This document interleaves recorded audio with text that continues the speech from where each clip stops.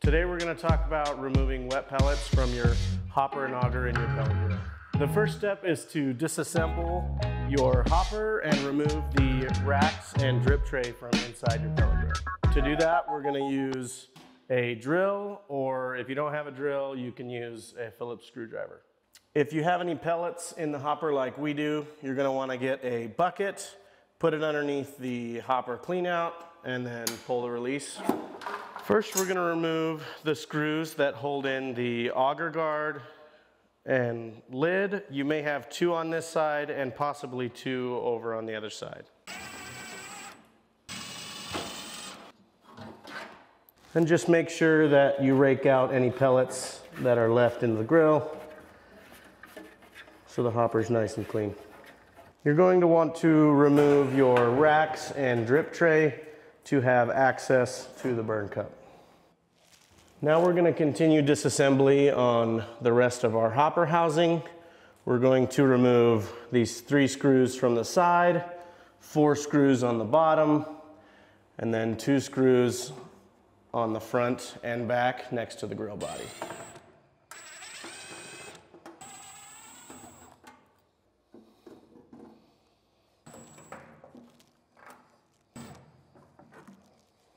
Next, we're going to remove these 2 screws on each side of where the auger feeds.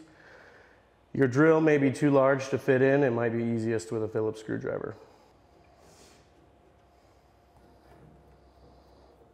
Now that we've removed the bottom plate and the rest of the screws from the hopper, you can carefully cut the zip or cable ties below and undo all the electrical connections so we can remove the hopper from the grill.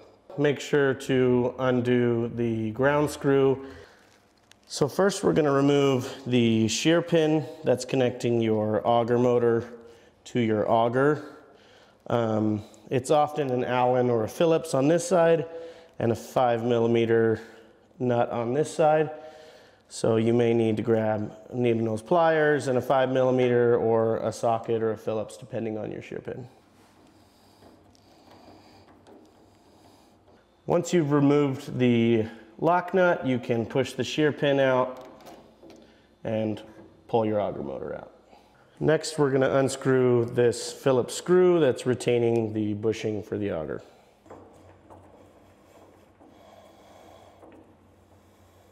So this is what happens when water gets into your hopper and auger. The pellets swell into this brick and then your auger is unable to turn. The best way to avoid this is to make sure you have your hopper lid closed and a cover always on your grill when it's not in use. And also if it's in the wintertime or the spring or you live in a humid environment, make sure to empty your hopper and auger after each use. To remove the blockage from the auger tube, you're going to want to impact the auger with a hammer or a mallet. If you are going to use a hammer, make sure to get a block of wood to protect the end of your auger so that you're able to connect your auger motor back on. And we're going to take our hammer and start with a few light blows and work our way up. We're just looking to make sure that auger moves a little bit in to break loose those pellets. Now we're going to get some pliers or vice grips if you have them. And we're going to grab onto the end of the auger and we're going to try and rotate it counterclockwise out, and we might need to smack it in and out a few more times as well.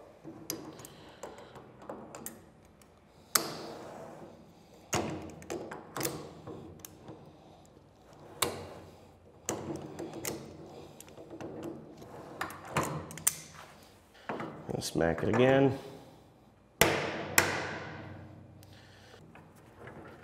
You can start seeing if you need to pull it out. You also can at this point pull your bushing off to get a little more access.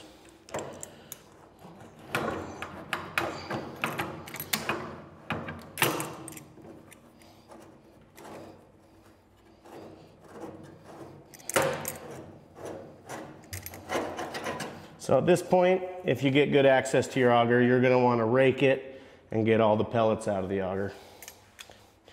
It helps to have your bucket underneath to catch all the pellets and reduce the amount of cleanup.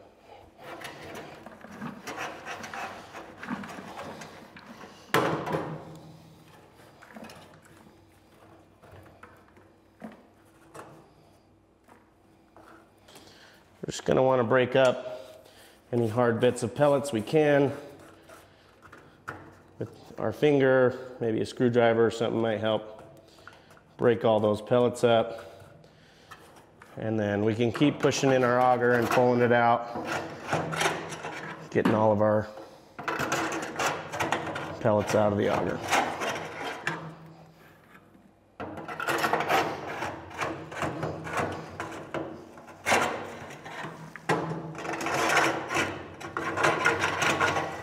So once it starts sliding smoothly all the way through the auger tube, then we can start our reassembly process. Just do one final cleanup, get everything cleaned up really well, and then put it back together the same way we took it apart.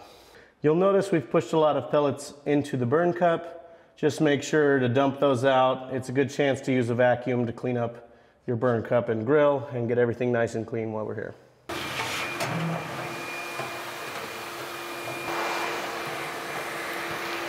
Now that we've cleaned out our auger and auger tube and hopper, we can follow the same steps we used to disassemble the hopper and auger to reassemble our hopper.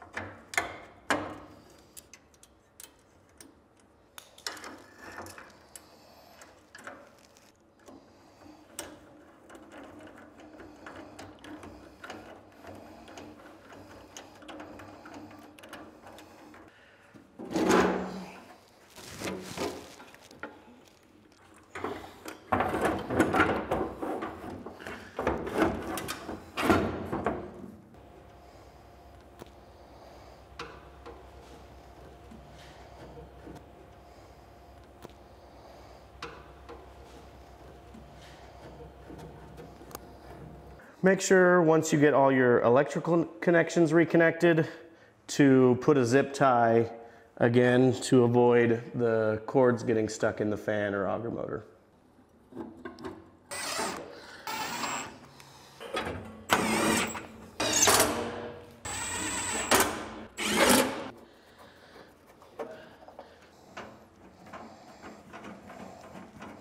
I hope this video helped you clean out any wet pellets in your pellet grill. If you're still having any issues, contact Camp Chef customer support.